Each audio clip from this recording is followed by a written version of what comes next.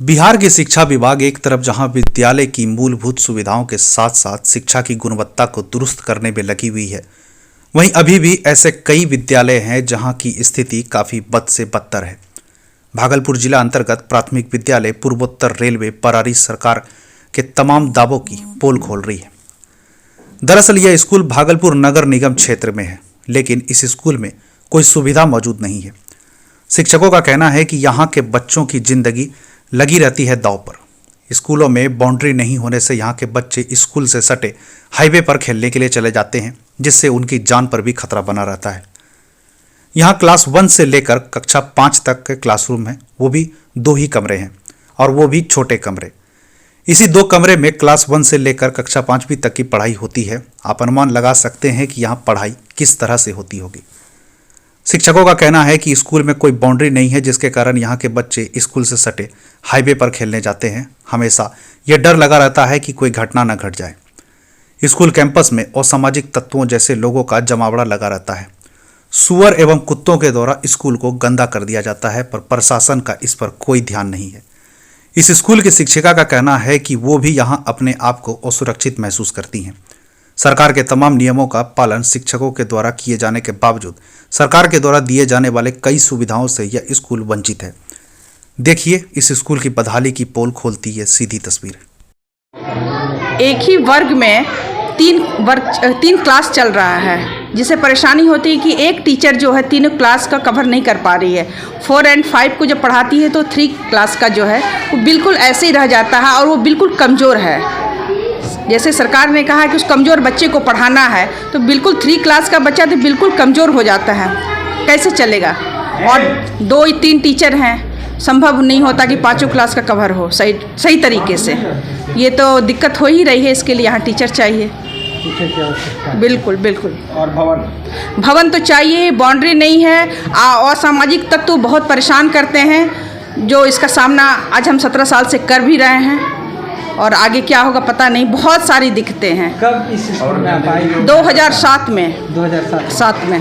और तब से अभी तक सेवा में है और बिल्कुल टाइम से आना और टाइम से जाना। आपने कहा कि असामाजिक तत्वों का यहाँ पे जमावड़ा है। बिल्कुल बिल्कुल। तो इसको लेके कभी आपने बड़े पदाधिकारी को इसकी सूचना दी?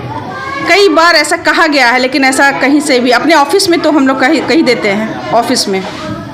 ऑफिस में ही तो कहेंगे ना।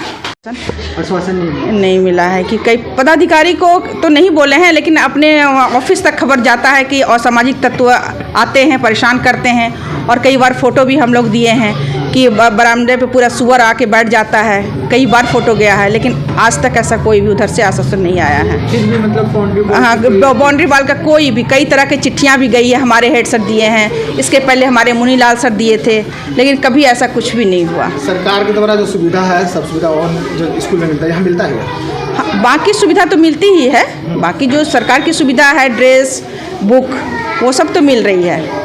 लेकिन बाकी जो यहाँ मेन कारण मुद्दा है ये बाउंड्री का, जो कि बहुत दिक्कत। बाउंड्री होना बहुत ज़रूरी है। बाउंड्री जब सुरक्षा के मतलब से कुछ भी नहीं है। असुरक्षित हम लोग सारे टीचर महसूस करते हैं, साथ में बच्चे भी करते हैं, लड़कियाँ भी करती हैं। स्कूल के बगल में विक्रमशिला पुल है। हाँ, बच्चे खेलते हुए देखते हैं और वो पुल पे चले जाते हैं, चले भी जाते हैं, जिसके कारण हमें डर लगा रहता है कि कहीं कुछ अगर हो जाए तो उस दिन क्या होगा, और जाते भी हैं। इसलिए बाउंड्री होना बहुत अति आवश्यक है।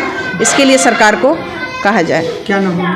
पूनम रानी का दिक्कत है।